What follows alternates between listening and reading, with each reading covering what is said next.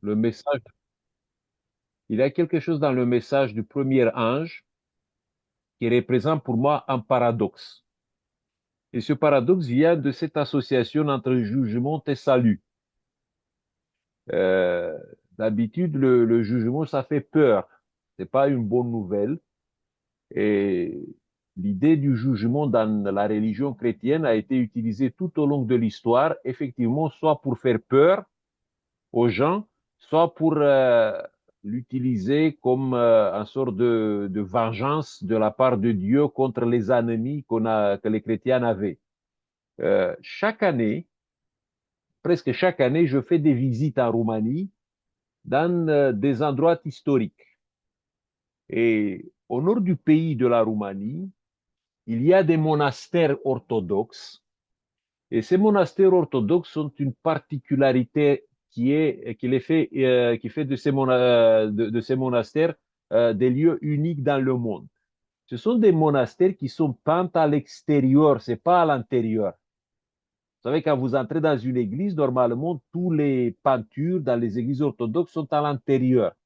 Mais ces monastères sont peints sur les murs extérieurs. Ça date d'une époque du 16e siècle, quand la réforme a commencé dans l'Occident, et il y avait un prince dans cet endroit de la Roumanie qui voulait familiariser ces sujets euh, avec des récits bibliques. On est dans une époque où les gens n'ont pas l'accès à la parole de Dieu, et même s'il avait l'accès à la parole de Dieu à cette époque-là, la plupart des gens étaient des analphabètes. Donc, dans ces conditions, il a demandé aux euh, prêtres, aux moines qui s'occupaient de ces monastères d'illustrer des scènes bibliques à l'extérieur pour que les gens, quand ils viennent à l'église, ils peuvent comme ça contempler ce qui se passait, que ce qui est des éléments de la Bible. Et sur le mur principal, dans ces monastères, il y a la scène du jugement qui est présentée là-bas. Et dans cette scène du jugement, la grande partie de la scène du jugement est occupée par la rivière de feu que vous voyez ici en rouge. Et cette rivière du feu, c'est la rivière que Dieu va inaugurer au moment du jugement, où tous les pécheurs, lors du jugement final, seront comme ça jetés dans cette rivière de feu. Bien sûr, avant d'être jetés là-bas, ils seront bien cuisinés, comme vous voyez, rôtissés. Il y a tous les scènes comme ça du jugement qui sont représentés sur ce mur. Et comme à l'époque, les ennemis du christianisme, les infidèles, c'était les Turcs et la religion musulmane, bien sûr, ils sont bien représentés ici comme ceux qui sont jetés comme ça dans la rivière du feu. Euh, à l'époque, au centre de la religion chrétienne, ce n'est pas le salut, mais c'était le jugement. Et les gens devaient savoir ça, devaient avoir peur de ce jugement, devaient changer leur vie, parce que le jugement de Dieu viendra et que ce jugement sera terrible. Eh bien, dans la religion catholique aussi, si vous entrez aujourd'hui dans la cathédrale de Notre-Dame à Paris, sur la grande porte de la cathédrale, il y a aussi la représentation du jugement final. Au centre de cette entrée de la cathédrale de Notre-Dame, vous avez Jésus qui est en train de juger le monde entier. Il y a le tribunal qui est de deux côtés comme ça, comme tout en haut. Après, vous avez les gens qui seront jugés. Et c'est intéressant que parmi les personnages qui participent à ce jugement, il y a le diable. C'est un personnage central. C'est lui qui revendique les personnes qui lui appartiennent. Et ces personnes sont comme ça passées de son côté et après ils seront euh, punis, ils seront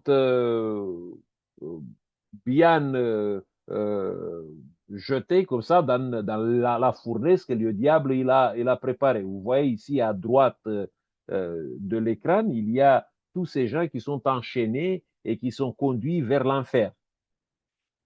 Cette scène, je m'imagine que pendant tout le Moyen Âge, les gens qui entraient dans la cathédrale de Notre-Dame, avant d'entrer là dans la cathédrale, ils voyaient cette scène et ça produisait de la peur en leur disant, écoutez mes amis, faites attention comment vous vivez parce que le jugement arrivera et le jugement sera implacable.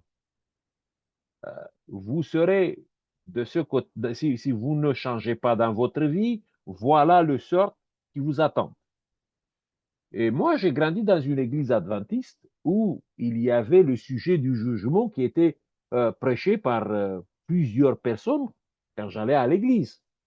Et les gens qui prêchaient le message du jugement, ils me disaient toujours que maintenant, à ce moment-là, il y a le jugement qui a commencé dans le ciel.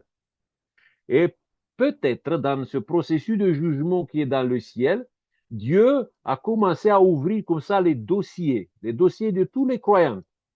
Et peut-être, disaient parfois les prédicateurs, peut-être ils sont arrivés déjà à ton nom, ils ont déjà appelé ton nom pendant que tu es vivant sur la terre.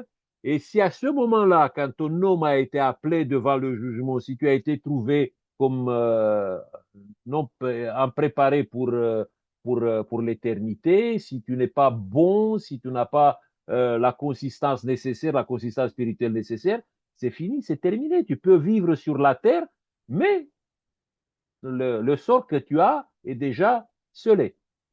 Et je peux vous dire que j'ai eu des cauchemars.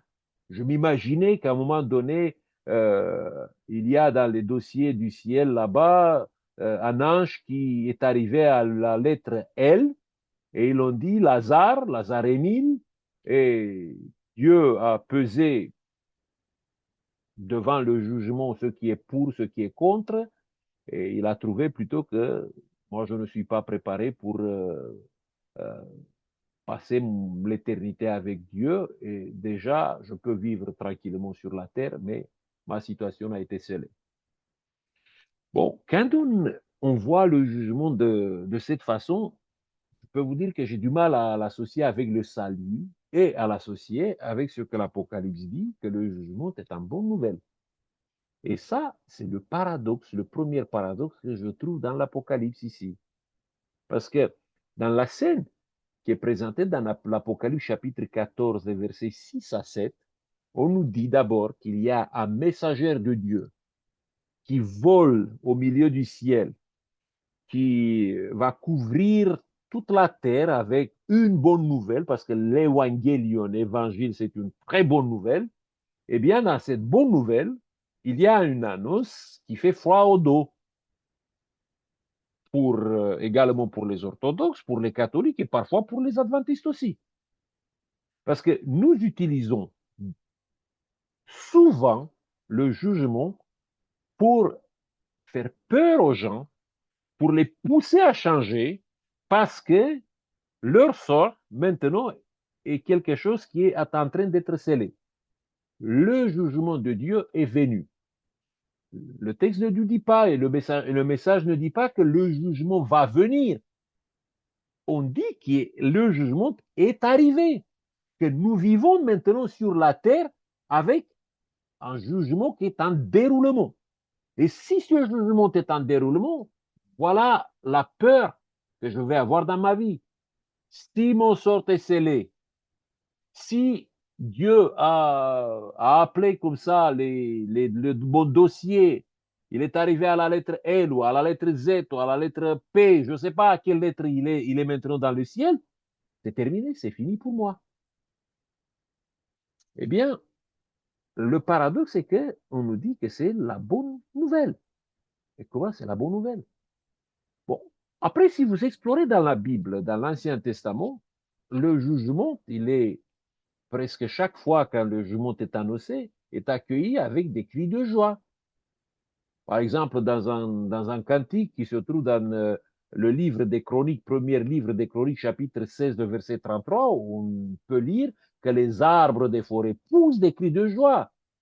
Euh, Parce que l'Éternel, devant l'Éternel, car il vient pour juger la terre. Ça veut dire, si cette annonce arrive chez nous, il ne faut pas avoir une figure, un visage décomposé, mais par contre, il faut avoir un visage transfiguré de joie. Comment c'est possible? Après, il y a le psaume 96, les versets 11 à 13, car on nous dit, non seulement les arbres, mais les cieux se réjouissent, la terre soit dans l'allégresse, la mer retentisse, que la campagne s'égaie, que tous les arbres des forêts poussent des cris de joie, car il vient pour juger la terre. Bon, on n'est pas des masochistes, mes amis. Si aujourd'hui, quand vous sortez de votre maison, vous consultez votre boîte postale et dans votre boîte postale, il y a peut-être une lettre qui vient du tribunal qui vous convoque à telle date pour être jugé devant le tribunal, je ne sais pas pour quelle situation, je crois que vous aurez du mal à vous endormir ce soir. Mais si je vous dis ce soir, Dieu est en train de juger, eh bien, il faut être dans l'allégresse. C'est ça que la Bible nous dit.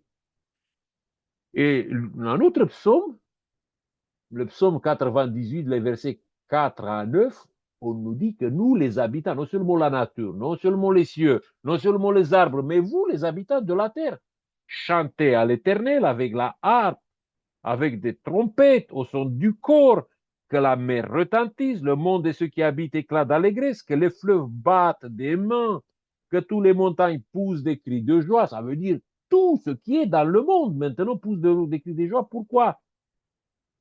Parce qu'il vient juger la terre. C'est où la peur ici? Il n'y a rien.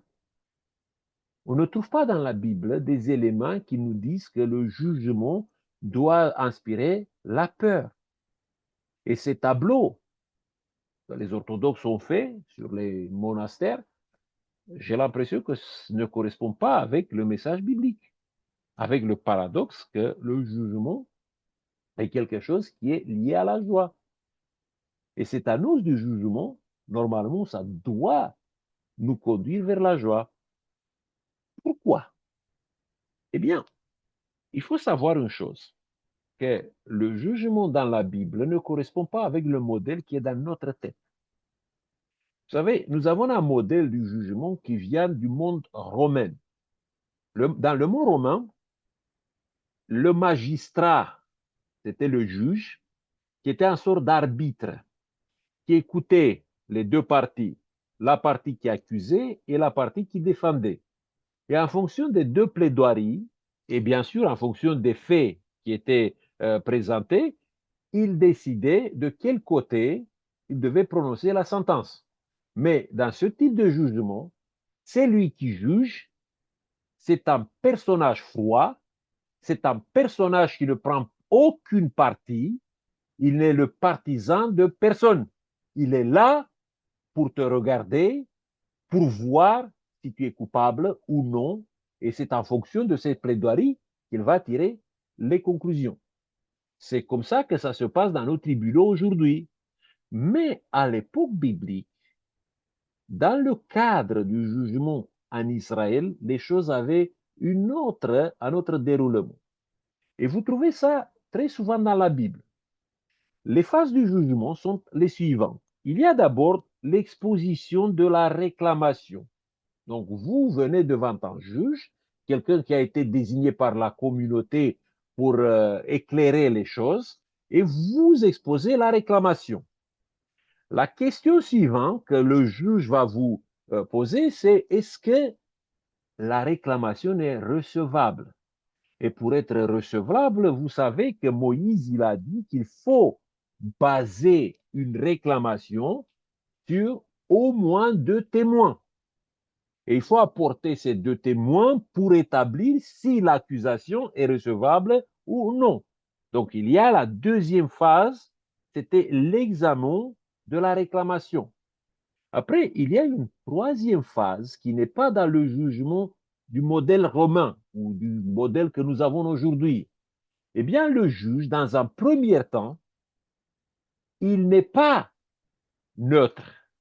Il n'est pas quelqu'un qui établit une sentence. Non, il va essayer de réconcilier les deux parties Et il va essayer d'abord de se mettre du côté de celui qui est accusé pour le disculper, pour chercher des circonstances atténuantes.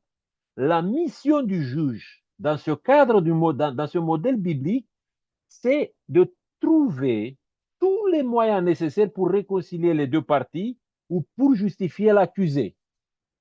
Et après cet effort de réconcilier ou de disculper, le juge pouvait, voilà, prononcer la sentence finale. Et la sentence finale pouvait être la bonne nouvelle de la réconciliation, pouvait être l'hymne de l'accusé ou la condamnation du coupable.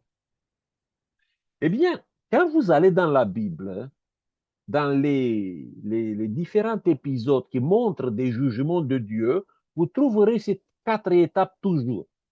Par exemple, dans le cadre du déluge, quand vous allez dans Genèse chapitre 6, il y a dans un premier temps le constat de la dégradation progressive de la race humaine. Donc, on nous dit dans le chapitre 6, des versets 1, 2, 5, par exemple, on nous dit que l'homme, il s'est dégradé progressivement jusqu'au niveau où est arrivé à avoir chaque jour des pensées mauvaises. Donc, il était très dégradé. Qu'est-ce que Dieu fait devant un constat pareil? Eh bien, il va essayer de, euh, de voir jusqu'où cette dégradation elle est allée. Et il va chercher, il va examiner la méchanceté humaine. Et il arrive à la conclusion que la terre était pleine de violence, car tout chair avait corrompu sa voix sur la terre. Bon, qu'est-ce qu'il va faire dans ce moment-là? Est-ce que le déluge viendra pour détruire cette race humaine qui était corrompue? Pas du tout. Après cet examen, on nous dit que le Seigneur, il fait quelque chose.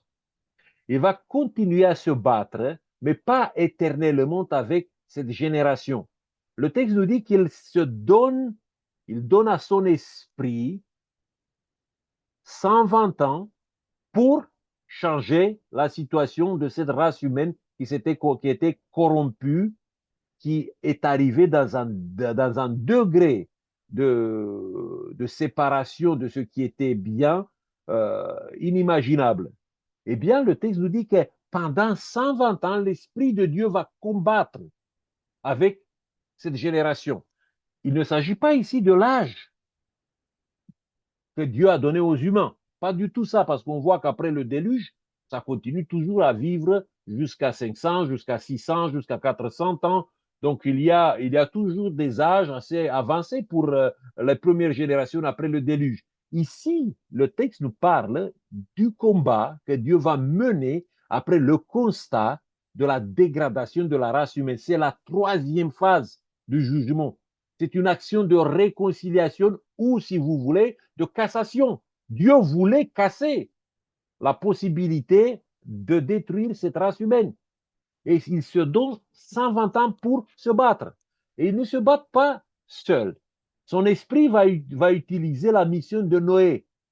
Noé, il a été délégué pour réaliser la co-réconciliation divine pendant ces 120 ans.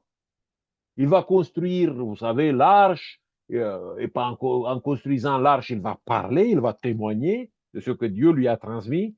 Et finalement, parce que les gens, effectivement, n'ont pas réagi, on voit la sentence divine qui vient dans Genèse chapitre 4, 7, le verset 4, qui passe par une extermination d'une génération entière sur la terre parce que tous les efforts divins de changer la vapeur ont été sans résultat.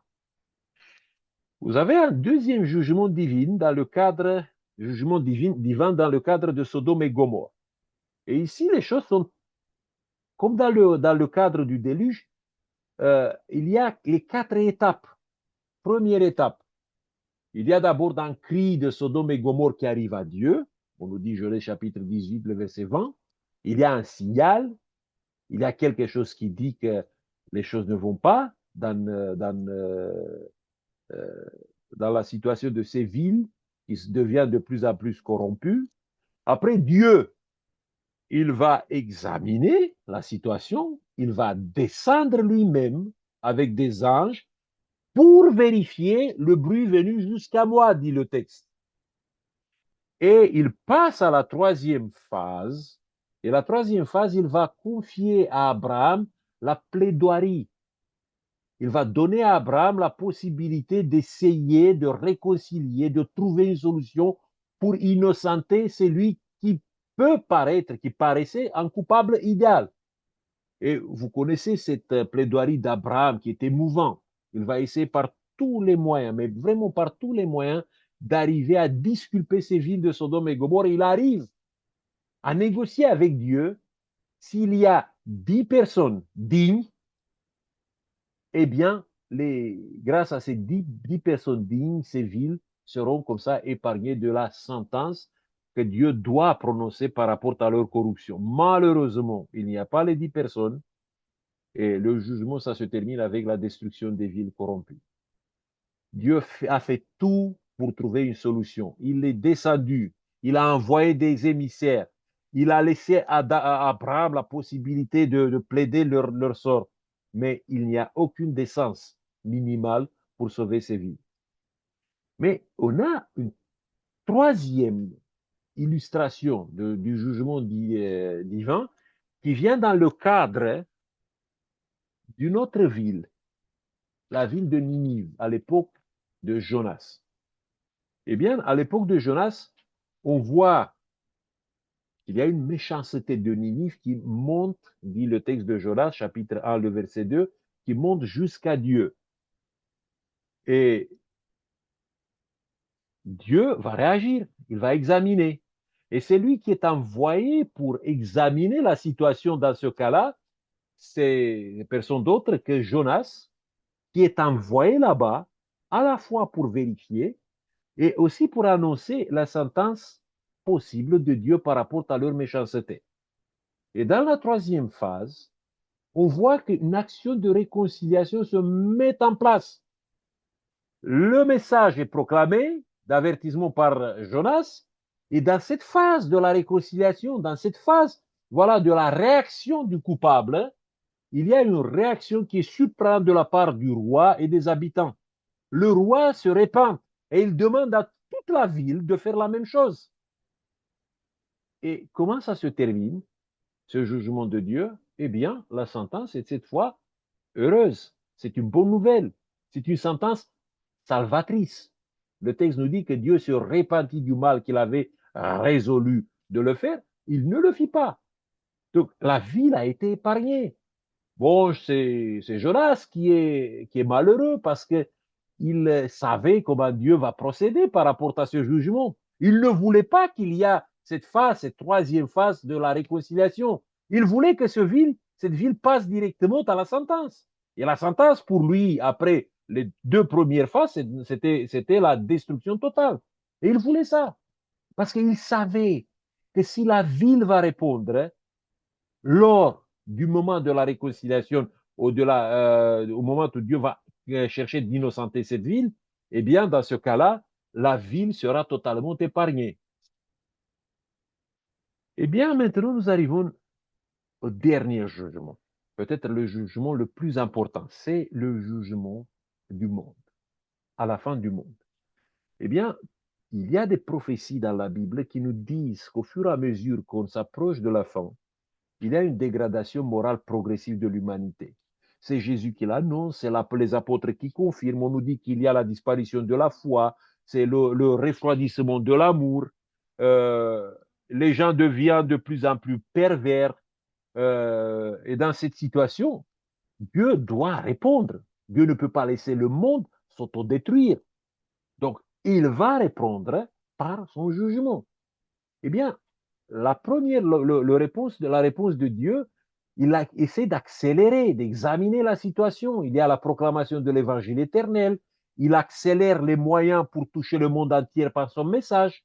Et on voit qu'à partir du 19e siècle, les informations circulent avec une vitesse extraordinaire. Imaginez-vous que nous, au 21e siècle, dans une semaine, nous arrivons à avoir plus d'informations que les gens du 18e, par exemple, qu'ils pouvaient avoir pendant toute une vie. Donc, dans une semaine, moi, je peux avoir plus d'informations que les gens du 18e siècle pendant toute leur vie. Et bien, après toutes ces choses, ces efforts, il y a quelque chose qui se passe. Daniel chapitre 7, les versets 13 à 14, nous montre que dans le ciel, pendant que la vie se déroule vers la fin, pendant que les événements se déroulent vers la fin, il y a un jugement qui s'installe dans le ciel. Et dans ce jugement qui s'installe dans le ciel, il y a d'abord cette phase de la réconciliation, où le Fils de l'homme agit dans le ciel pour agrandir son royaume.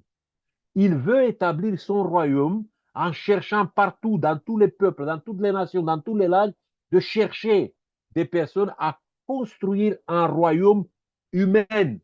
Ce n'est pas le territoire qui l'intéresse, ce Fils de l'homme qui est dans le ciel. Le territoire viendra après. Mais ce qu'il est en train de construire dans le ciel, dans cette scène du jugement de Daniel 7, c'est de construire le royaume à partir des humains qu'il va rassembler. Eh bien, en même temps, avec ce qui se passe dans le ciel, il a sur la terre des gens qui vont faire les plaidoiries pour Dieu. Il y a de Noé, il y a d'Abraham, il y a Jonas qu'il va envoyer sur la terre pour accélérer la, la réponse que l'humanité va donner. Eh bien, on a ce texte de 2 Corinthiens chapitre 5, les versets 18 à 21, où il nous dit que les chrétiens ont été envoyés comme des réconciliateurs, comme des ambassadeurs qui doivent aider les gens à se réconcilier avec le Dieu et que ce processus de réconciliation s'accélère vers la fin. Et après, il y aura ce qu'on appelle la sentence. Eh bien, quand Dieu a épuisé toutes les solutions, tous les moyens employés pour sauver le dernier humain, il va prononcer la sentence. Et la sentence peut être heureuse. On n'est pas dans une sentence malheureuse. Quand Dieu fait tous les efforts, Dieu se guide dans son jugement avec un principe qui est évoqué par 2 Pierre chapitre 3, le verset 9.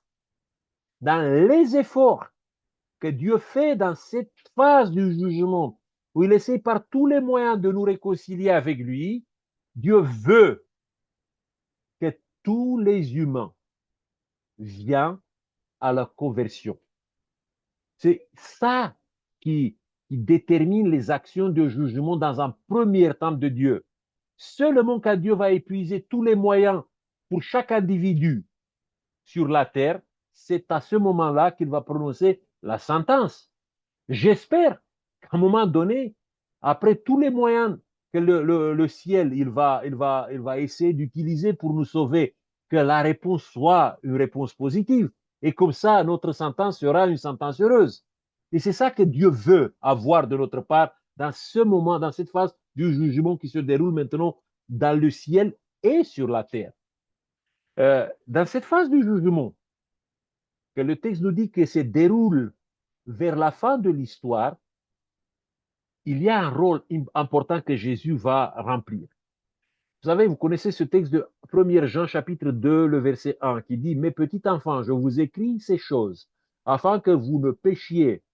Et si quelqu'un a péché, nous avons, et le texte nous dit, un avocat au Père, Jésus-Christ le juge. » Eh bien, le texte utilise un mot en grec, parakletos, il est utilisé aussi pour le Saint-Esprit. Et parakletos, c'est un mot juridique qui signifie celui qui parle à notre faveur. Ça veut dire que Jésus, il s'identifie avec notre sort. Jésus, il comprend à ce moment du jugement la détresse de ce que nous vivons.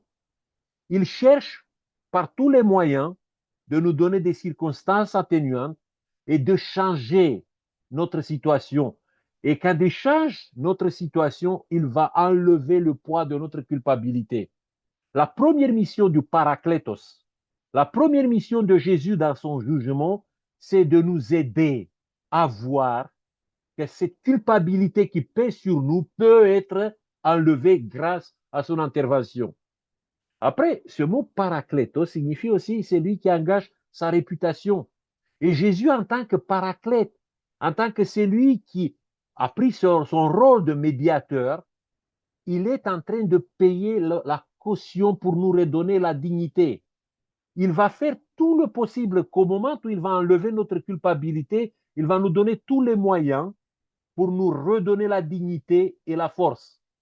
Et c'est pour ça que dans ce processus de jugement qui se déroule dans le ciel, la première mission de Jésus, c'est de nous donner un restart pour une vie nouvelle. Ce n'est pas la prononciation d'une sentence qui l'intéresse, mais c'est de restarter, de redonner comme ça la vie dans des paramètres totalement nouveaux. Et troisième sens de ce mot parakletos, ça veut dire c'est lui qui me tient par la main. Vous savez, la Bible nous dit que le Saint-Esprit, il est le consolateur, c'est lui qui vient dans notre vie pour nous consoler. Mais l'action du Saint-Esprit dans notre vie est liée à l'action de Jésus, parce que le Saint-Esprit, c'est l'autre consolateur. Le premier consolateur, c'est Jésus. Jésus, à travers le Saint-Esprit, à travers sa médiation, il est en train de venir et de nous accompagner dans la route du changement, la route où il veut sceller notre sort, notre vie pour l'éternité, de nous donner comme ça la possibilité de se réjouir d'un jugement qui sauve. Ce n'est pas un jugement qui nous condamne. Et c'est pour ça qu'il fait tous les efforts. Il y a parfois un mot qui va allumer dans notre conscience la lumière. Il y a parfois des événements qui arrivent et qui nous poussent à changer. Il y a peut-être des rencontres que nous faisons dans notre vie. Et tout au long de notre vie, vous devez savoir que Dieu va utiliser ce processus du jugement pour allumer notre conscience. Il y a un trésor de moyens qu'il va déployer pour nous aider à nous dire que Dieu est en train de faire quelque chose pour changer notre sort, pour que sa plaidoirie soit à notre faveur, pour que nous, dans notre vie, nous soyons comme ça déculpabilisés de ce péché qui pèse sur nous. Eh bien, ce que je vois dans la Bible, dans ce processus de jugement, c'est que le Fils, le Père et le Saint-Esprit œuvrent ensemble pour trouver des solutions adaptées à chaque être humain et surtout à moi-même. Après, en même temps, vous trouvez dans la Bible que les anges, les messagères, les serviteurs du ciel, ils sont envoyés pour exercer un ministère en faveur de ceux qui doivent hériter du salut. Donc, imaginez-vous le ciel. Vous avez la divinité, mais vous avez les anges qui tous font quelque chose pour nous sauver. Et qu'est-ce que nous faisons pendant ce temps-là? Quelle est notre attitude? Est-ce que nous avons la bonne réponse? Quand vous voyez que les éléments les plus importants de cet univers, ils sont en train, dans ce processus de jugement, de se mettre en mouvement pour vous, pour nous, quelle est notre réponse?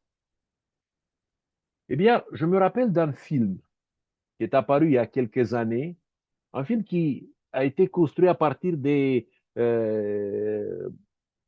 plusieurs faits ce sont des faits réels qui se sont passés lors de la Deuxième Guerre mondiale. Peut-être vous avez entendu, ou peut-être certains l'ont vu déjà. Le film s'appelle Il faut sauver le soldat Ryan. C'est au moment du débarquement en Normandie, quand le commandement américain a reçu plusieurs informations par rapport à certains soldats. Il y avait 4 frères qui étaient engagés dans les différents théâtres des opérations. Les frères Ryan. Leur père était mort et leur mère était veuve. Et pendant ce déploiement des forces, le débarquement en Normandie, mais il y avait en même temps un débarquement en Papouasie, la Nouvelle-Guinée. Il y a 3 frères, Ryan, qui vont mourir. Il y a un Ryan qui meurt sur la plage Omaha, il y a un autre qui meurt sur la plage Utah, en France, et il y avait un troisième qui était déclaré mort dans le débarquement en Papouasie, la Nouvelle-Guinée. Il y a un quatrième, le plus jeune de ses frères, Ryan, qui était donné disparu parce qu'il faisait partie d'une division des parachutistes qui était parachutée derrière le front. Vous savez, dans la nuit de 5 vers le 6 juin 1944, il y avait des parachutistes américains qui, normalement, devaient comme ça attaquer derrière les lignes ennemies. Et ce dernier était donné comme disparu. Quand la nouvelle est arrivée au commandement, c'est lui qui s'occupait de ça. Il s'est rendu compte qu'il va envoyer peut-être 4 lettres à une mère qui avait perdu son époux. Et maintenant, cette mère va perdre tous ses enfants. Et il dit, peut-être il y a une chance que ce dernier Ryan, le plus jeune, soit comme ça sauvé. Et il va envoyer une escouade qui était commandée par un capitaine, le capitaine John Miller, avec euh, sept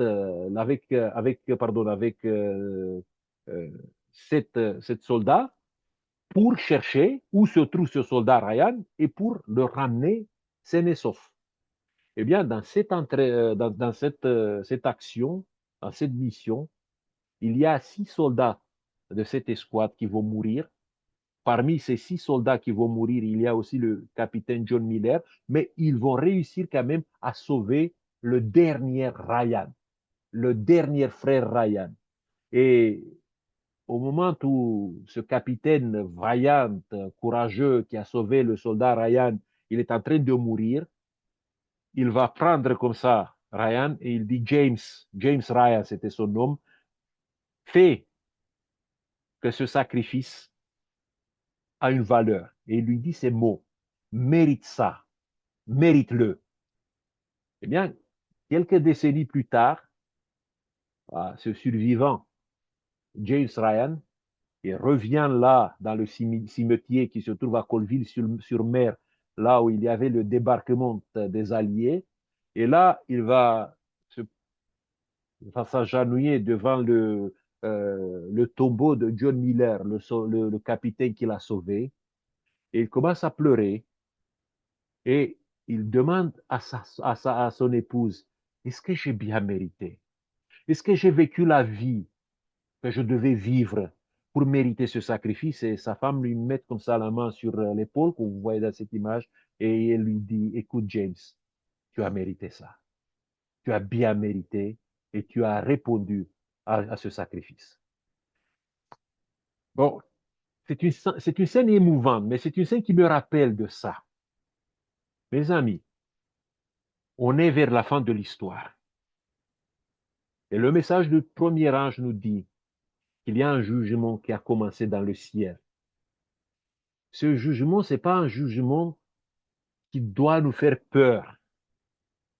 Je vous ai montré que au moment où Dieu va juger le monde, il passe d'abord par une phase où il va essayer par tous les moyens de nous sauver, par tous les moyens de nous disculper, par tous les moyens de retourner notre vie vers lui.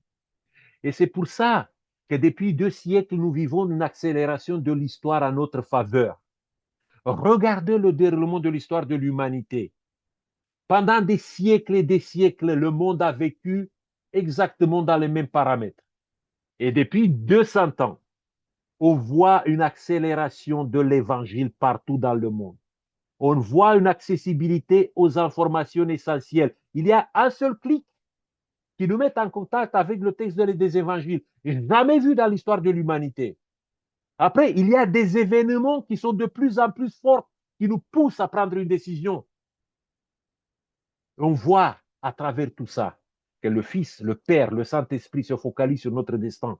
On voit que les anges sont plus que jamais impliqués pour nous servir, pour nous aider à prendre ces décisions. Et dans cette accélération, moi, je vois les signes du jugement qui sauve, du jugement que Dieu veut nous appeler vers lui. Quand tu vois toutes ces choses-là, tous ces sacrifices, toutes ces actions, est-ce que nous méritons ça? Nous sommes une graine de sable dans l'univers. Et pour cette graine de sable, il y a le déploiement de toutes ces forces qui débarquent ici sur la terre, sur ce caillou qui est dans l'univers, qui est rebelle, qui est indifférent par rapport à Dieu. Et dans ce caillou, Dieu veut mener sa dernière bataille pour nous sauver par ce processus de jugement. C'est pour ça que maintenant, je ne vois pas le jugement comme un fleuve comme ça où les méchants seront jetés. Je ne vois pas le jugement comme quelque chose où le diable, il a un rôle à jouer. Je ne vois pas le jugement comme un arbitraire où mon nom, mon dossier, il a été déjà présenté devant Dieu et peut-être je déroule ma vie ici et mon sort est déjà scellé. Non, Dieu va se battre jusqu'au bout et il va prononcer la sentence seulement quand il n'y a pas d'autre chose à faire. Parce que soit j'ai pris la décision décisive pour l'éternité, soit j'ai rejeté tous les efforts que la divinité a fait pour me sauver.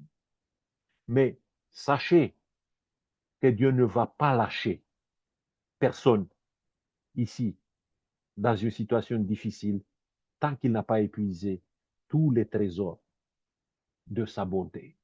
C'est pour ça que ce soir, je vais chanter de joie en disant, poussez vers l'Éternel des cris de joie. Vous tous les habitants de la terre, chantez à l'Éternel avec la harpe, avec les trompettes, au son de corps, que la mer retentisse, que les fleuves battent des mains, que toutes les montagnes poussent des cris de joie devant l'Éternel, car il vient pour juger la terre. Merci Seigneur, parce que tu nous as donné la possibilité de vivre dans ce temps du jugement. Amen.